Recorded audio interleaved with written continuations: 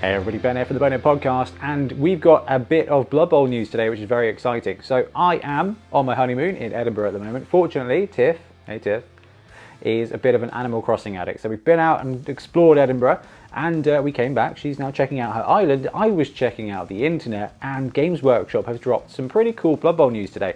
So we've got the rules and the model for the Bloodspawn, the big guy for the Khorne team. So I think it's only appropriate that we take a few minutes and have a look.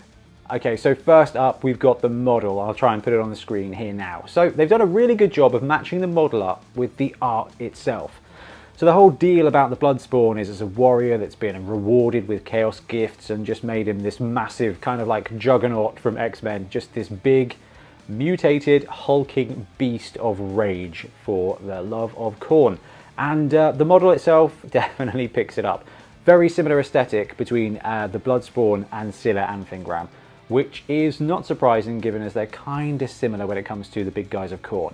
So the model is going to land and we've seen it, which is amazing. I'm really sorry, all of you out there waiting for a Kroxigor, your time is not coming. Now, whether or not this is going to be a Forge World release or an actual Games Workshop release, I don't know. I would imagine Forge World, but they may be doing this as a proper big guy like the Troll and the Ogre, which would make it very easy and very good for third-party stores as well.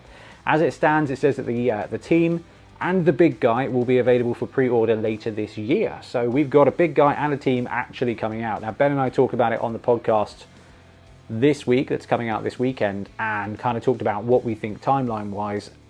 No spoilers, but we reckon kind of middle of November, potentially December for this release. But the thing is with Games Workshop, any Sunday they can drop the news that next Saturday it's coming out, especially now they've previewed it. And now they've done all the rules as well. I wouldn't be surprised if we didn't get to see it coming up soon. We might have one more Blood Bowl article, potentially looking at Spike 13 and what it includes, maybe next week. So I don't know, guys, a couple of weeks time we could be looking at the Khorne team being up for pre-order, which is very cool. Not sure if it's going to be out in time for our next tournament. That would be really sweet. Anyway, we've got the rules now, so let's swipe across and have a look at those. Okay, so we've got the rules up here now. So we guessed what this guy was going to be, what his strength was going to be, what his movement was going to be, and actually we weren't far off because he's not far off the big guy template. First of all, though, let's talk about the frenzied monster in the room. 160k makes him the biggest big guy in the game. So the Minotaur 150, things like that, even cheaper. So 160k on this roster is going to be a massive challenge to put it in. Again, Ben and I talk about it this week on the podcast. If you're going to be running him in the Khorne team, it's basically going to cost you 2 of the Bloodseekers, 2 of those Strength 4 Frenzied Chaos Warriors. So we're going to see potentially a couple of different builds here for the new Khorne team, where they're prioritising the big guy or prioritising the medium guys, I guess. I think I'm more of a fan of the 4 medium guy roster than this guy. However, he's got some very impressive stats. This guy is basically removal. Movement 5, basically average. Most of your mid-range big guys are movement 5. There's not a lot. I think it's just the Rat Ogre and the Kroxigor that are movement 6. So big guy-wise, movement's good. Strength 5 is what we expected. We did kind of discuss whether or not this guy would land at strength 6. But they've gone a different direction with the murder potential of this guy. First of all, Ag 4+, very decent for a frenzied kind of guy. It's the same average, the same agility as the big Chaos Warriors for the team, so that's actually quite useful. Armor 9+, kind of what you expect as well. He's not a massive tank of a machine of a big guy. Claws and Mighty Blow. That combos really well. Now, definitely not as well as it did in the old edition, and if you want to see the numbers, we did a Theory Thursday about this, so a couple of months ago. Have a look at the Theory Thursday playlist. In there, we do a video that focuses on the stats of having Mighty Blow and Claw together, but essentially what happens is Claw means that this guy breaks armor all of the time on an 8+. Then you get to apply that Mighty Blow to the injury roll. So he is stunning on a 6. No, wait, knocking out on a 6. Knocking out on a 7 for normal guys. Sorry, we just filmed a couple of games with stunties. So casualties on a 9+, casualties on an 8+ against stunties with this dude is fantastic, especially because it's strength 5 and with frenzy, that's going to be a 4-die or 6-die block almost every time. Now this roster needs guard everywhere because as soon as you can get him throwing 6-die blocks against an opponent, claws and Mighty Blow, as long as you roll an 8+ for the armor, you're good to go, and then you are stunning and casualtying like nothing else, which is phenomenal. But the biggest thing to take away from this rule set is that it's got Unchanneled Fury. So as far as nega traits go, Bonehead's pretty good, but if you fail that, you lose all your tackle zones. Unchanneled Fury is just, if you don't punch something, if you want to move or pick up the ball or throw the ball or whatever, it's a 4+. If you fail, nothing bad happens. The action's over, you keep your tackle zones, it just screams angrily into the sky.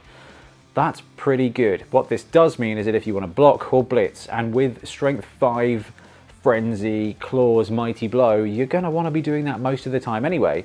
It's a 2+ to go, which as far as nega traits go, is pretty good. And because of what it is and where it's going to be in the scrum. It's going to be throwing 4 to 6 dive frenzy blocks. If you fail that Unchanneled Fury, if he just stands around, he's still got tackle zones. He's still keeping your opponent's players in the scrum. And as this player develops, he's probably going to get Brawler or Juggernaut so that you can blitz or brawl like an absolute madman.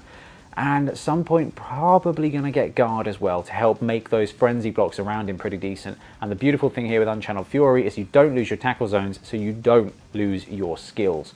So if this guy gets so angry he can't do stuff, at least his imposing presence there, if you've still got Guard or whatever, is going to make him a massive boon. So as this team develops and you've got 4 of those Strength 4 frenzy pieces and this guy here, you are absolutely good to go as far as murdering. It's just a phenomenal piece to go for it. 160k is going to be really difficult for you to fit it into a standardized roster. And if you start out with the Blood Beast, you're going to be giving up a load of other players and potentially rerolls. So it is a very risky way to go. But if you go and you add 160k's worth of stuff to your team, this one is going to deliver. Claws and Mighty Blow with Frenzy and Strength 5, he deletes people. This big guy is going to be able to take out most players, and it's going to be so much removal.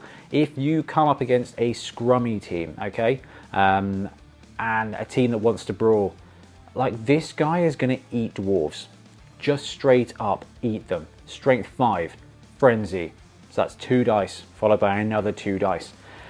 Claw means it ignores all that armor straight away. 8+ is just good to go, and then you've got that Mighty Blow on the follow-up as well, so it kind of balances out Thick Skull. The stats on this work really well. Very, very expensive big guy.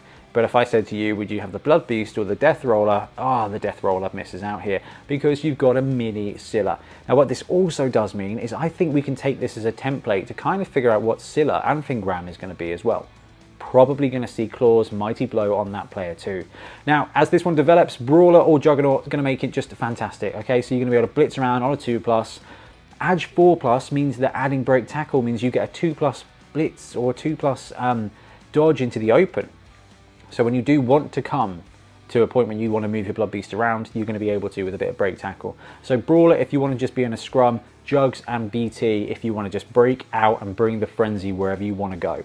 It's a phenomenal looking piece. This roster is starting to fill up and it's going to be an absolute frenzy fest, and I cannot wait to see it on the pitches.